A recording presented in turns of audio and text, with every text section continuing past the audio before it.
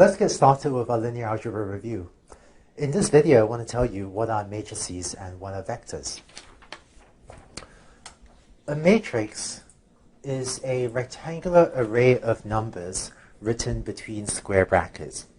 So for example, here is a matrix. I'm going to write a left square bracket and then write in a bunch of numbers. And these could be features for a machine learning problem, or it could be data from somewhere else.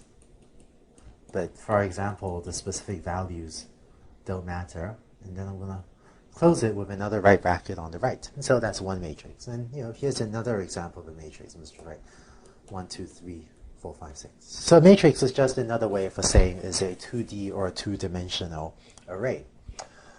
And the other piece of terminology we need is that the dimension of a matrix is going to be written as the number of rows times the number of columns in the matrix. So concretely, this example on the left, this has 1, 2, 3, 4 rows, and it has 2 columns.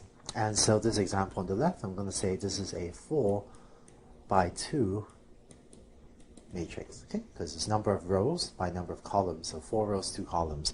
This one on the right, this matrix has 2 rows. So that's the first row, that's the second row, and it has 3 columns, right?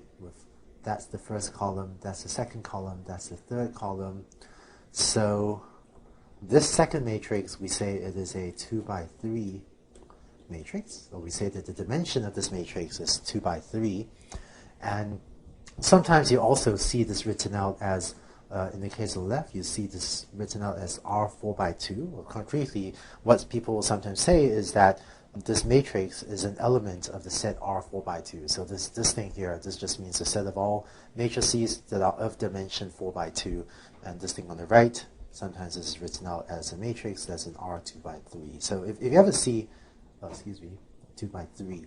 So if you ever see something like this, R4 by 2 or R2 by 3, people are just referring to matrices of a specific dimension. Next, let's talk about how to refer to specific elements of the matrix. And by matrix elements, or elements of the matrix, I just mean the entries or the numbers inside the matrix. So in the standard notation, if A is this matrix here, then A subscript ij is going to refer to the I comma j entry, meaning the entry in the matrix is in the ith row and the jth column. So for example, A11 is going to refer to the entry in the first row and the first column. So that's the first row and the first column. And so, A11 is going to be equal to 1402. Another example, A12 is going to refer to the entry in the first row and the second column. And so A12 is going to be equal to 191. Just a couple more quick examples. Let's see. Let's say A32 is going to refer to the entry in the third row and the second column, right? Because that's 3, 2. So that's equal to 1437. And finally, A41 is going to refer to, this one, right?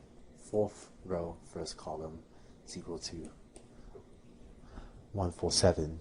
And if, hopefully you won't, but if you were to write, say, what is A43? Well, that refers to the fourth row and the third column, but, this matrix has no third column, so this is undefined. Or you can think of this as an error. So there's no such element as a A43, so shouldn't be referring to A43. So the matrix gives you a way of letting you quickly organize, index, and access lots of data. And in case I seem to be tossing up a lot of concepts, a lot of new notation very rapidly, you don't need to memorize all this, but on the course website, where we have posted the lecture notes, we also have all of these definitions written down. So you can always refer back, either to these slides posted on the course website or to the lecture notes if you forget, A41 is that, which row, which column is that. Don't worry about memorizing everything now. You can always refer back to the written materials on the course website, use that as a reference. So that's what a matrix is. Next, let's talk about what is a vector. A vector turns out to be a special case of a matrix. A vector is a matrix that has only one column. So if you have an n by 1 matrix, then that's remember, right, n is the number of rows, and 1 here is the number of columns. So a matrix with just one column is what we call a vector. So here's an example of a vector, right, with, I guess I have n equals 4 elements here.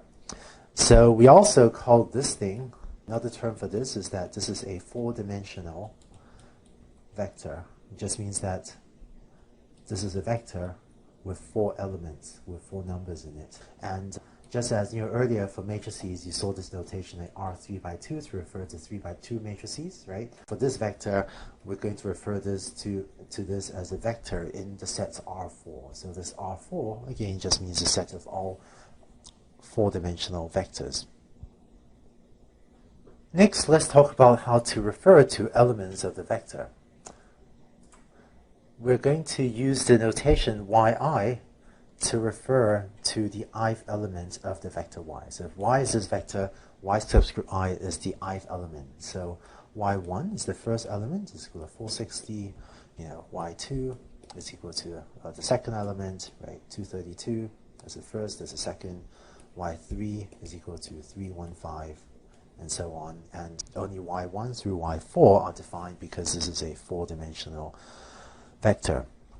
Also, it turns out that there are actually 2 conventions for how to index into a vector. And here they are. Sometimes people will use 1 index and sometimes 0 index vectors.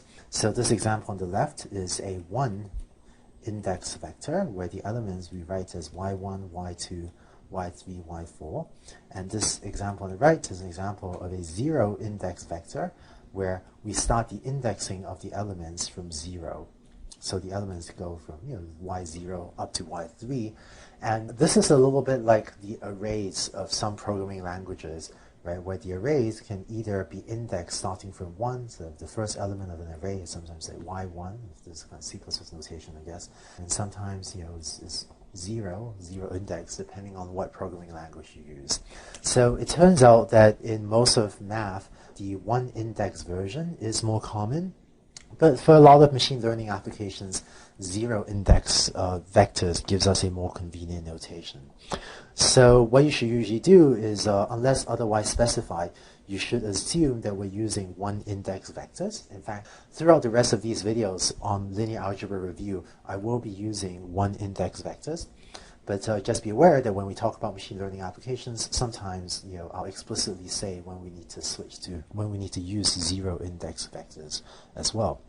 Finally, by convention, usually when writing matrices and vectors, most people will use uppercase to refer to matrices. So when we use capital letters like A, B, C, X to refer to matrices, and usually we'll use lowercase like A, B, X, Y to refer to either numbers, just real numbers or scalars, or to vectors. But this isn't always true, but this is the more common notation where we use lowercase y to refer to vector, and we usually use uppercase to refer to a matrix. So you now know what are matrices and vectors. Next, we'll talk about some of the things you can do with them.